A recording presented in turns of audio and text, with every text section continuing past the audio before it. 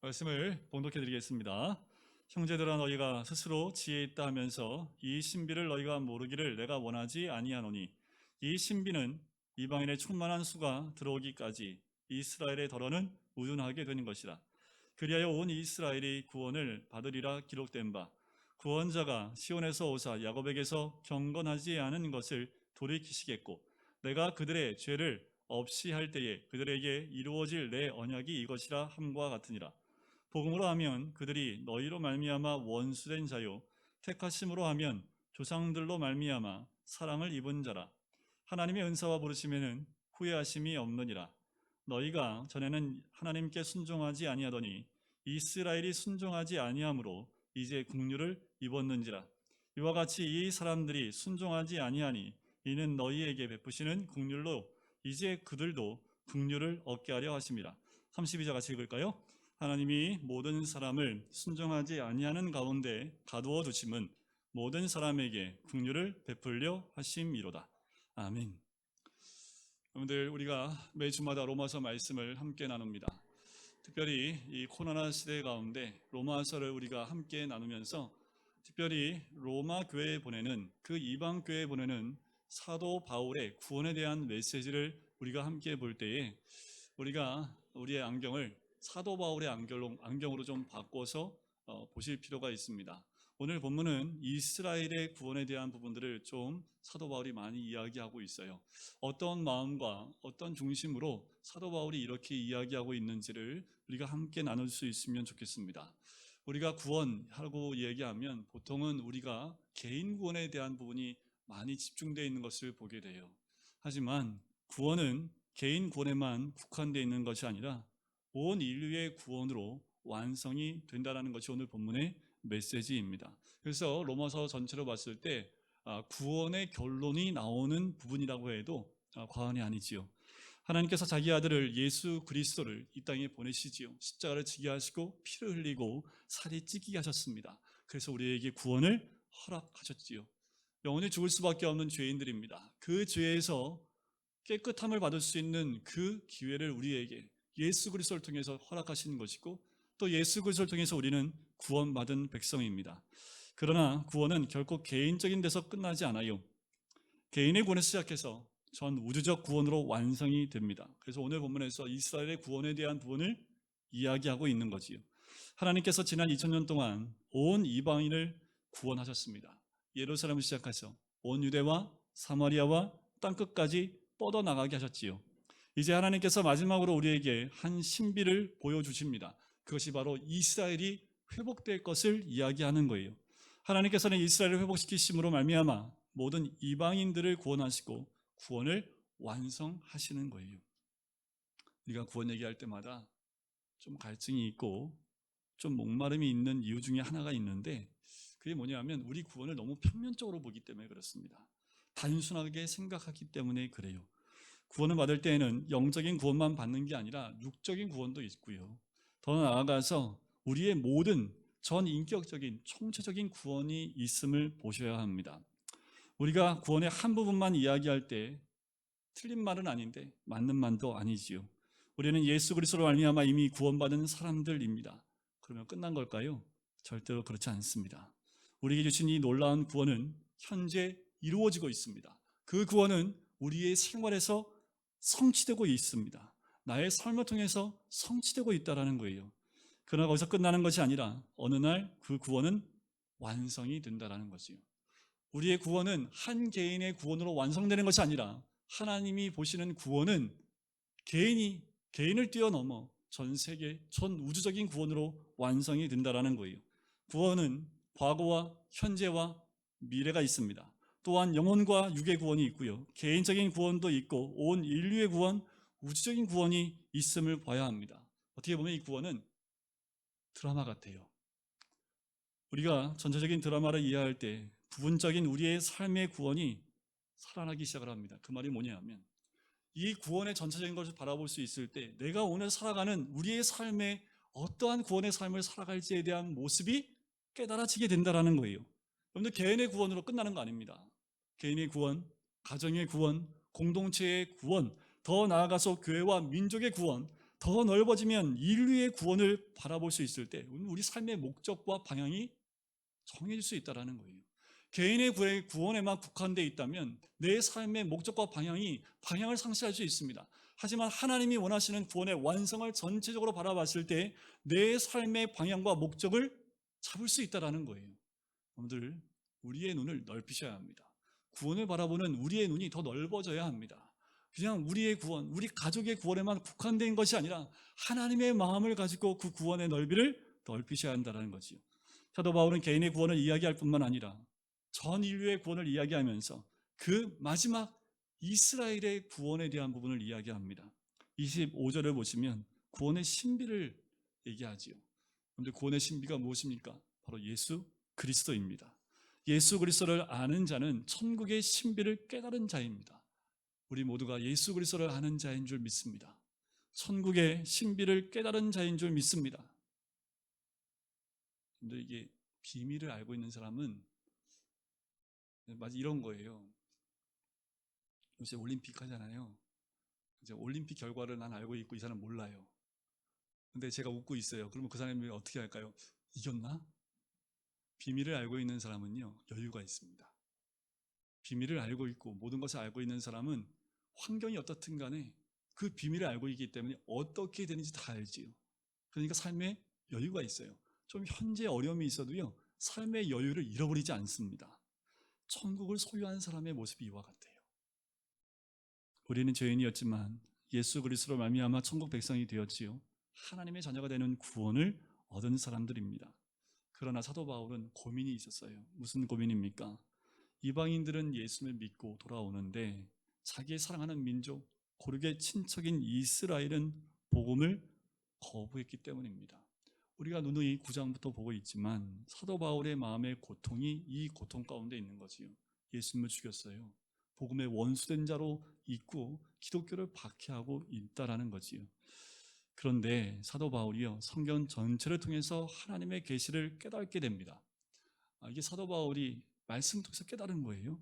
이스라엘의 우둔함은, 이스라엘의 실패는 신비라는 거지요. 이 신비를 깨닫는 것이 구원의 완성이다라는 거예요. 사도 바울이 이것을 깨달은 겁니다. 그래서 오늘 본문에서 그 부분을 얘기하는 거예요.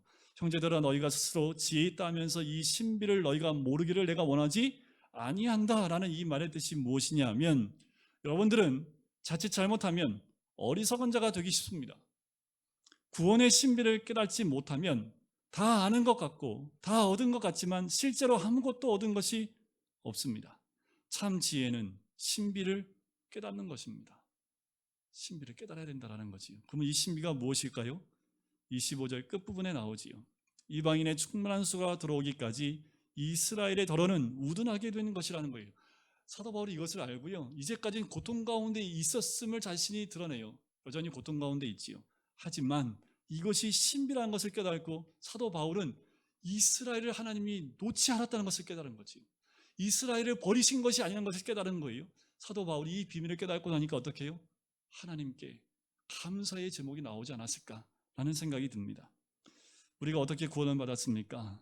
우리는 구원받을 수 없는 사람들이지요. 그런데 우리 조상이 아브라함이 있어요? 우리 조상 가운데 이삭이 있습니까? 야곱이 있습니까? 우리가 율법을 받은 적이 있습니까? 하나님의 이름을 한 번이라도 불러본 적이 있는 민족입니까? 여러분들, 우리 민족을 저 위에 올라가면 귀신 이름만밖에 안 불러요. 여러분들, 시골 가면 성황당, 막 큰 나무에다가 막 주렁주렁 매달려 있고, 또 무슨 뭐 항상 두 개의 무서운 나무로 깎아놓은 상을 딱 세워놓고 이 마을을 지키는 상이라고. 이게 우리나라 아니요, 모든 이방인들 가운데 있었던 모습이지요. 하나님도 몰랐고요, 성경도 없었고 선지자도 없었습니다. 약속도 없고 캄캄한 동굴 가운데 살고 있는 이방인들에게 복음의 빛이 들어왔어요. 이 복음의 빛이 어떻게 들어왔습니까? 25절에 나와 있는 대로 이스라엘의 덜어가 우둔해졌기 때문이라는 거예요. 자, 여기서 우리가 한 가지 깨달은 게 한 가지 있습니다. 깨달아야 될 것이 있는데 뭐냐면, 인생 살다 보면 어려움이 참 많죠. 현재 어려움 가운데 모든 것이 막힌, 모든 문이 닫혀져서 열리지 않는 것 같은 그런 어려움에 있는 분들이 분명히 있고 그런 경험을 하신 분도 계실 거고, 지금 청년 세대는요, 이걸 지금 몸소 경험하고 있는 청년들이 너무도 많습니다. 취업의 문, 결혼의 문, 모든 문들이 다 닫혀 있지요. 그런데 문제는 닫혀 있는 문만 보면 좌절하게 됩니다. 닫혀 있는 문만 보면 절망하게 돼요. 근데 중요한 것은요, 열려 있는 문이 있다라는 겁니다. 열려 있는 문을 봐야 하는 거지요. 그곳에 하나님의 뜻이 있어요. 축복이 있습니다. 근데 왜 못 볼까요? 그 문은 내가 원하는 문이 아니기 때문에 자꾸 안 보려고 해요. 하지만 하나님의 축복은요, 내가 원하는 문이 아니라 하나님이 원하시는 문을 통하여 나아갈 때 하나님 복은 더 크게 역사한다라는 거지요. 이방인들에게 복음을 주기 위해서 문을 열어 놓으셨지요. 이방인을 향한 문을 열기 위해서 이스라엘의 문을 닫아 놓으신 거예요. 그래서 이스라엘은 복음을 거부했고 메시아를 십자가에 못 박아 죽인 거지요. 여러분들, 복음이 물과 같아요. 물을 흘려보내는데 딱 닫히면 물이 그냥 머물러 있던가요? 넘어버리든지 아니면 또 다른 길을. 참, 우리 이 교회 건물에 보면 참 건축을 참 놀랐다. 물 새는 게 여기 막으면 안 셀 것 같은데 이게 한번 물이 새니까 물줄기를 찾아가지고 이게 틈틈이 나와서 이쪽 막았으니까 안 새야 되는데 이게 물이 다른 곳을 향해서 가더라고요. 그걸 보면서 야, 복음이 이와 같구나.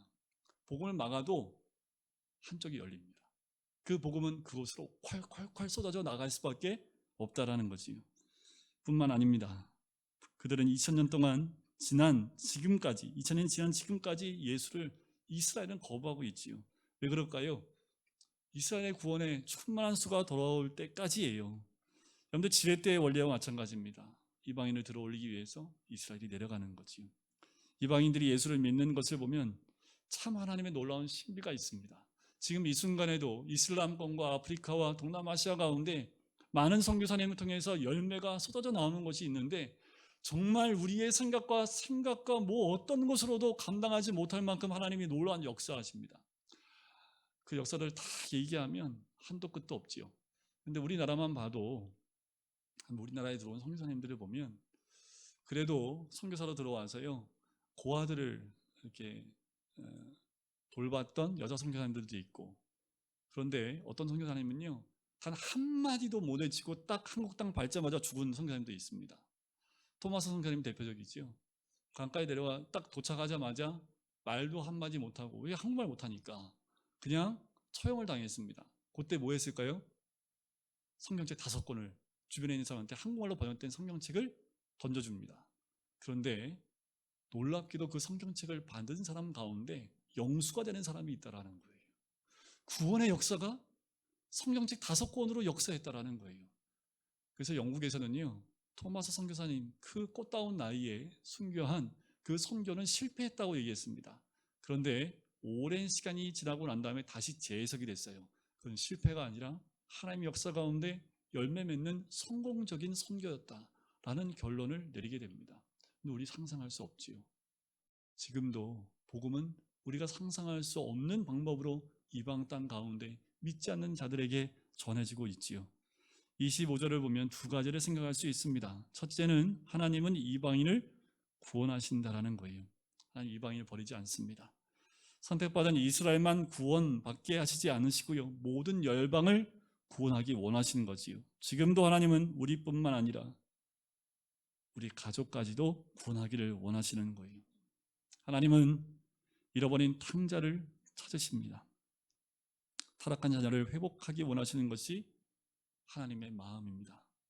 하나님은 이방인의 충만한 숫자가 들어오기를 원하고 계세요. 하나님의 마음은 이방인을 찾으십니다. 그런데 숫자가 있다라는 거예요. 그런데 얼마나 될까요? 이 숫자를 알면 정확하게 하나님, 주님이 오실 때를 알 텐데 우리는 모릅니다. 아직까지 그 숫자가 채워지지 않은 것 같아요. 2000년 동안 지금도 복음이 전파되고 있고요, 저 북한과 중국 땅과 이슬람권에 하나님이 아직 계획하신 숫자가 있습니다. 그래서 그들에게 복음이 전해지고 있지요. 더 나아가서 이 땅 가운데에도 잃어버린 영혼이 너무도 많습니다. 하나님 마음이 이와 같지요. 우리가 이 하나님 마음을 깨닫기를 간절히 소원합니다. 하나님 마음을 아는 사람이 복받은 사람입니다. 여러분들, 이 코로나 시대에 하나님 마음을 느끼셔야 합니다. 코로나 시대에 우리의 눈이 사회와 정치와 다른 것을 빼앗기면 하나님 마음을 깨달을 수 없어요. 가장 큰 축복은요, 하나님 마음을 아는 겁니다. 하나님 마음을 느끼는 사람이 하나님을 사랑하지요. 우리가 하나님의 마음과 똑같은 마음이 되기를 간절히 소원합니다. 그럴 때에 우리 주신 그 마음을 가지고 하나님 마음을 이 땅 가운데 이루어질 수 있는 거지요. 그 다음 우리는 어떤 것을 발견합니까? 하나님은 이방인의 충만한 수가 돌아오기까지 이스라엘이 희생양 되게 하셨다라는 거지요. 이것이 이스라엘의 실패입니다. 만약 이스라엘이 실패하지 않았다면 우리는 구원받지 못했겠지요.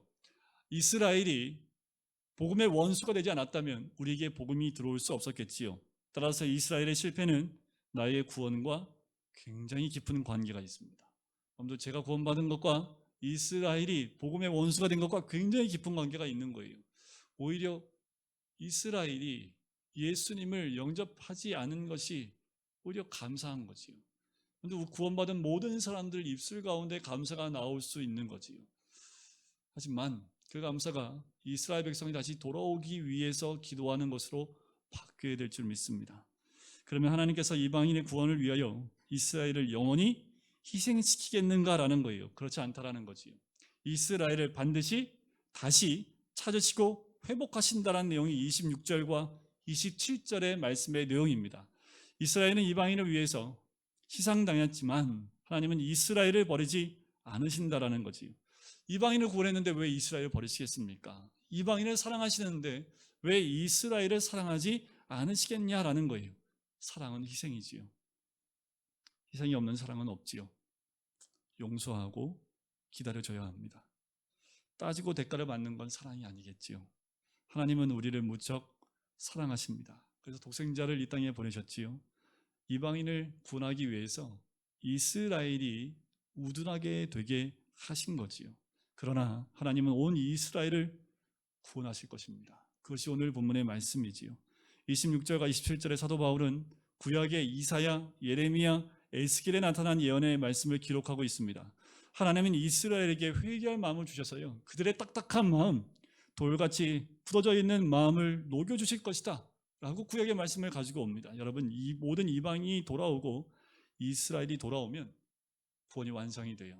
그날이 우리 주님이 오시는 날입니다. 유대인은 메시아를 죽였고요, 복음을 거부했습니다. 복음을 말하자면 복음으로 원수된 사람들이 이스라엘입니다. 하나님은 이스라엘을 하지만 버리지 않으시지요. 28절을 보세요.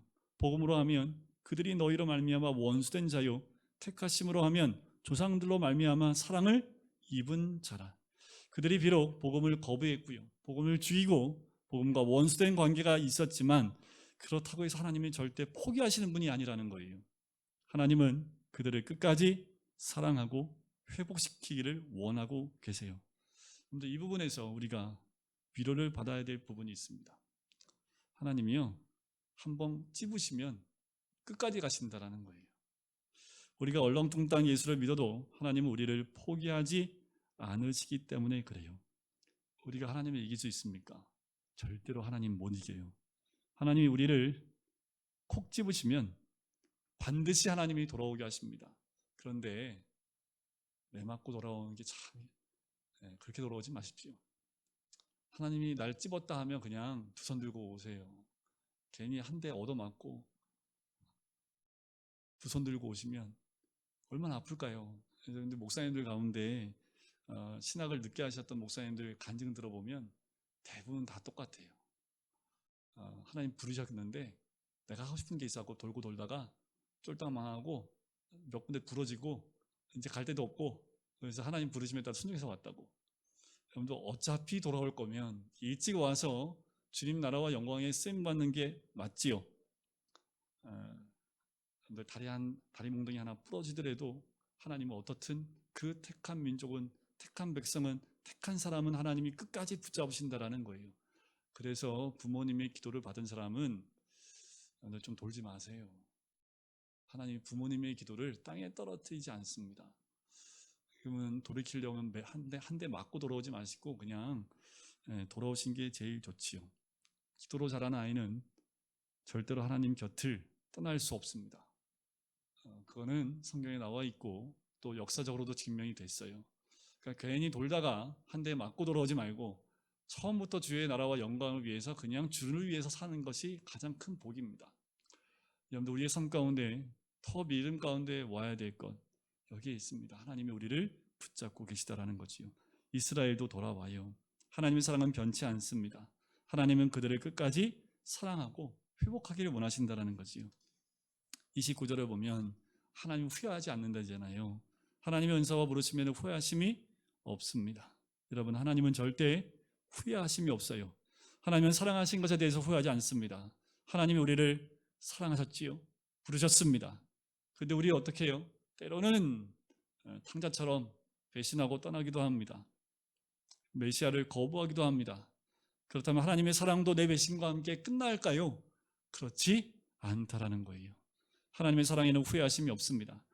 우리가 아무리 실패하고 실수하고 배신해도 하나님은 절대로 우리를 포기하지 않으신다라는 거지요.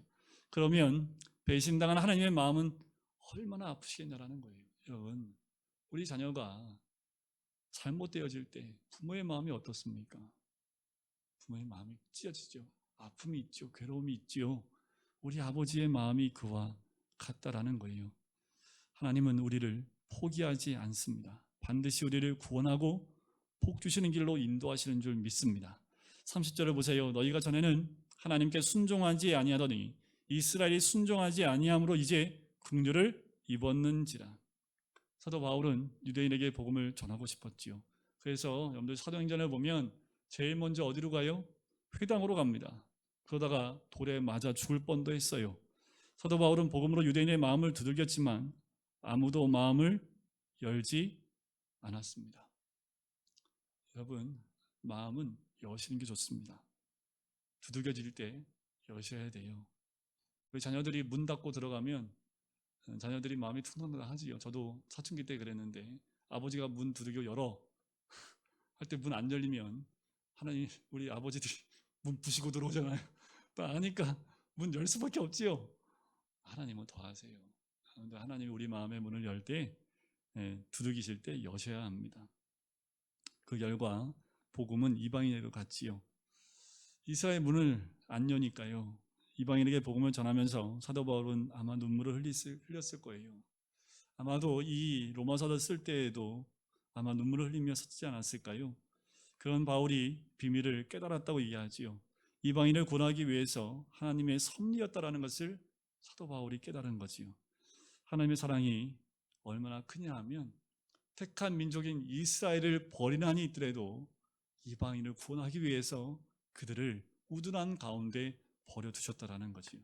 31절을 보세요. 이와 같이 이 사람들이 순종하지 아니하니 이는 너희에게 베푸시는 긍휼로 이제 그들도 긍휼을 얻게 하려 하심이라.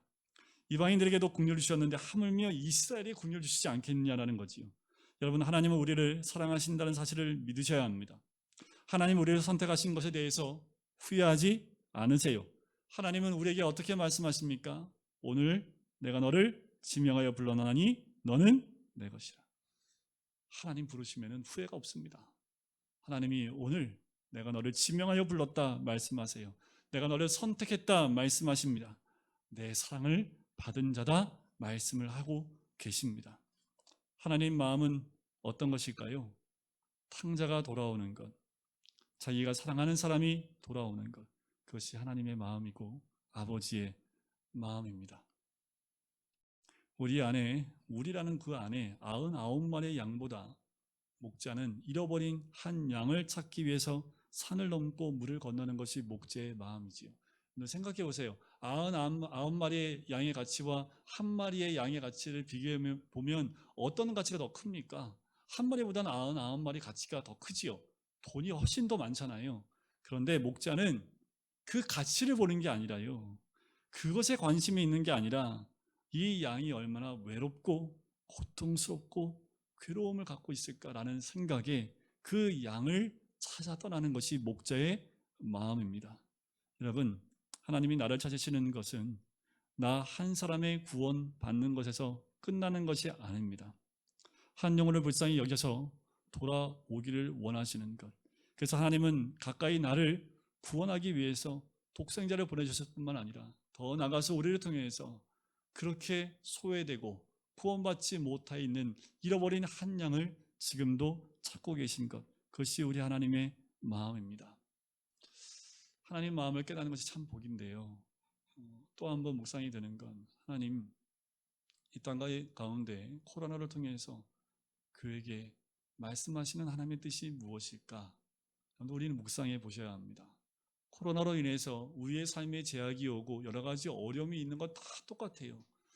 그런데 하나님이 이런 코로나를 허락하신 이유가 뭘까? 코로나를 통해서 우리의 예배가 제약이 되게 하신 이유가 뭘까? 하나님이 이것을 허락하신 이유가 뭘까요? 하나님의 예배가 우리가 귀중하다고 우리가 얘기하지만 하나님이 이 귀중한 예배를 이렇게 제약을 두게끔 허락하신 이유가 뭘까라는 거예요. 그 원인은 우리한테 있다라는 겁니다. 그건 밖에 있지 않습니다. 우리의 신앙은, 우리의 믿음은 예배에만 국한되어 있는 믿음이 아니어야 합니다. 어디에 있든지, 어느 곳에 있든지, 무슨 요일이든지 우리의 믿음은 매일의 삶 가운데 그 믿음이 이루어져야 된다는 거지. 마치 우리의 신앙이 주일날 예배만 지키면 땡이라는 그 신앙으로 멈춰 있다면 하나님이 예배 흩어버리신다는 거 아닙니까? 여러분들, 이스라엘 민족이 예루살렘에 성령이 임했을 때 고난이 임했지요. 사람들이 흩어져 버렸습니다. 흩어져서 뭐 했을까요? 복음을 전했습니다. 여러분들, 우리가 예배드리지 못하고 흩어졌습니다. 각 가정 흩어졌어요. 뭐 해야 됩니까? 우리가 신앙이 흩어져서 죽으면 안 되지요. 각 가정 흩어졌으면 그 각 가정 안에서 더 깊이 있는 믿음과 예배와 신앙으로 들어가야 되는 거지요. 우리 하나님 마음이 얼마나 찢어지실까요? 우리 하나님 마음이 얼마나 아프실까요? 하나님이 너희들 이렇게 생각하지, 한번 맛 좀 봐라 해서 이런 코로나를 우리에게 주셨을까요? 우리 하나님 그런 하나님 아닙니다. 이런 고통과 아픔을, 우리가 예배드리는 것도 제약이 있고 명수를 따져야 되는 이러한 어려움을 하나님이 허락하신 이유가 뭘까냐는 거예요. 여기에 우리가 깨닫지 못하고 하나님 마음을 모르면 하나님 마음이 더 무너지지 않겠습니까? 어쩌면 우리의 신앙이 주의 신앙으로 국한되어 있던 이것을 하나님이 흩어버리기 원하시는 거예요. 우리의 신앙은 주일에 국한된 신앙이 아니라 매일의 삶, 교회라는 장소뿐만 아니라 우리가 있는 모든 장소가 신앙과 믿음의 장소가 되어지고 오히려 그곳이 교회가 되어져야 된다는 거지요. 주일 예배는 그 모든 것이 집약돼서 하나님께 올려드리는 것이 주일 예배입니다. 우리의 믿음은 주일날 갇혀 있으면 안 돼요. 우리의 신앙은 교회에 갇혀 있으면 안 됩니다. 우리의 신앙은 우리의 일터, 우리의 가정, 내가 있는 모든 곳에서 그 신앙의 모습을 보여주는 것. 여러분들, 하나님 마음이 얼마나 아프실까요?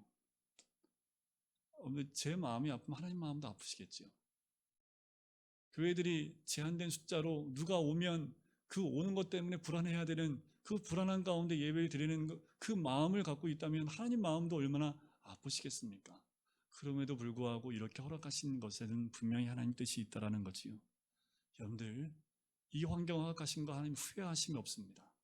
더욱더 이 시기가 될수록 우리는 더 깊이 주님 만나는 자리, 우리의 삶의 자리, 내가 일하는 일터의 자리, 그 모든 자리에서 진정한 예배로 나가는 것이 지금 이 시기에 우리의 모습이어야 합니다.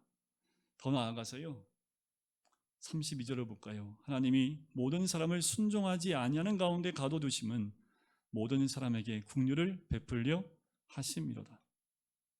우리 구원이 구원의 완성이 아닙니다. 우리를 구원하신 것은 어쩌면 우리 가정을 구원하라고 하신 거예요. 우리 주변에 예수 믿지 않는 가족이 있다고 한다면 왜 특별히 우리를 택해서 그 가족에게 가게 하셨을까요? 전에도 말씀을 드렸지만 왜 믿지 않는 가정에서 태어났을까에 대한 답은 믿지 않는 가정에서 태어났기 때문입니다. 왜 하나님 믿는 가정에서 태어났는데 왜 하필이면 이런 믿는 가정입니까? 그러니까 거기서 태어나게 하신 거예요. 왜 하필이면 제가 일하는 일터는 믿지 않는 사람들이 이렇게 많습니까? 그러니까 여러분들 우리가 그곳에 보냄을 받은 거예요. 생각을 바꾸십시오. 여러분들, 우리를 통해서 구원받을 사람이 너무도 많아요. 여러분들, 왜 한국 땅 가운데 이렇게 십자가가 많을까요? 왜 한국 땅 가운데 왜 이렇게 목사가 많을까요? 그건 하나님 허락하신 거 아니에요? 목사가 많아서 문제입니까? 교회 십자가가 많아서 문제입니까? 그건 하나님 허락하신 거 아니에요? 그건 문제가 될 수 없어요. 이렇게 하나님 허락하신 것은 이 민족을 하나님이 쓰시겠다라는 하나님의 마음이기도 합니다. 여러분, 그렇다면 우리 믿는 자들이 이제 이 지역과 이 사회와 이 민족 더 나아가서 믿지 않는 백성들까지 품을 수 있는 그 자리까지 나아가는 것, 그것이 하나님의 마음인 줄 믿습니다. 오늘 32절의 모든 사람은요, 이방인들과 이스라엘 전체를 포함하고 있습니다. 주 예수를 믿으라. 그리하면 너와 내 집이 구원을 얻으리라. 제가 예수 믿고 간절히 붙잡았던 말씀이 이 말씀입니다. 지금도 붙잡고 있어요. 왜냐하면 말씀은 절대로 땅에 떨어지지 않습니다. 주 예수를 믿으라. 그리하면 너와 내 집이 구원을 얻으리라. 여러분, 우리를 통해서 주변은 반드시 변합니다. 우리를 통해서 이 민족도 반드시 변합니다. 이 민족이 변화될 때, 이 민족을 통해서 하나님의 국률이 이 땅을 시작하여 북한 땅과 중국 땅과 이슬람권과 모든 땅 가운데 흘러 넘치는 국률로 넘쳐나게 될 줄 믿습니다. 시작은 우리가 있는 그 가정에 믿지 않는 영혼부터 시작입니다. 여러분들, 우리 자녀들이 매맞고 돌아오지 않도록 우리 부모님 간절히 기도하셔야 합니다. 있는 그 자리에서 하나님 부르실 때 아멘 하고 돌아올 수 있도록 마음이 열릴 수 있도록, 가정이 돌아오면 여러분들 친척들이 돌아오면 내가 있는 그 아파트 동 전체가 돌아옵니다. 하나님의 은혜가 여러분들 모든 우리 성도님들 가운데 임하시기를 주님의 이름으로 간절히 축원드립니다. 사랑의 하나님, 우리를 사랑하여 주시고 구원의 크신 은혜를 허락하여 주심을 감사합니다. 그럼에도 그 구원이 너무나 개인적인 구원으로만 머물러 있었던 것 하나님 용서하여 주시옵소서. 하나님 마음을 알지 못했고 깨닫지 못하여 나 개인적인 구원에만 아버지 하나님 막혀 있었던 우리의 믿음이 이제는 하나님 마음을 가지고 믿지 않는 가족, 친척, 친구들, 그 주변의 영혼들에게 주의 사랑과 복음을 나눌 수 있는 우리가 되어지길 간절히 소원합니다. 주어진 환경과 어려움 때문에 그 자리에 머물러 있는 우리들이 아니라 주님이 허락하신 곳을 향하여 나갈 수 있는 믿음이 열리며 아버지의 마음을 가지고 어디든 나아가 주의 뜻을 나눌 수 있는 하나님의 사람이 될 수 있도록 아버지 도와주시옵소서. 우리의 낙감하시는 주님, 깨어있게 인도해 주시고 깨어 주님의 뜻 가운데 머물 수 있는 하나님의 사람이 될 수 있도록 축복하여 주시옵소서. 감사드리며 예수 그리스도의 이름으로 기도드립니다. 아멘. 이제는 예수 그리스도의 은혜와 하나님 아버지의 사랑하심과 성령의 교통하심이 구원의 완성을 바라보며 그 끝까지 믿음으로 나가기를 소원하는 우리 모든 주의 백성들 머리 위에, 가정 위에, 사업터 위에, 환우들 머리 위에 이제부터 영혼까지 함께 하시기를 간절히 축원하옵나이다. 아멘.